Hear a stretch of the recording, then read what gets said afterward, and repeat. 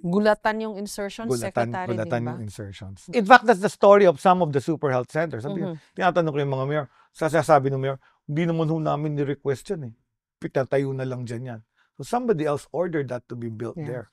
So binigay lang sa As kanila. in all the other insertions, nagulat na lang yung mga LGU. Flood control, gano'n na lang. Oo. You were saying, Tina? Yung sa budget nga, Dok, na-intriga lang po, o yung flow ng pera, paano po ba siya? Parang kung DOH po ang...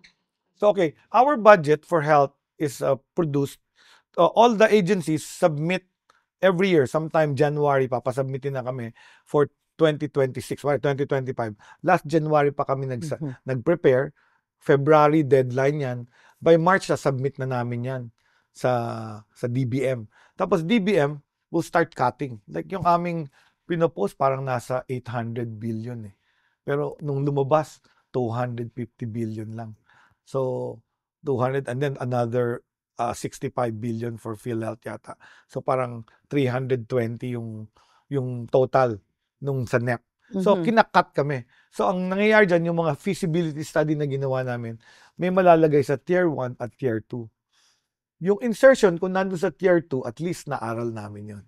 Pero ang problema, may lumalabas na hindi sa tier 2. They're just talagang bago lang to Hindi pa to nasabi sa amin.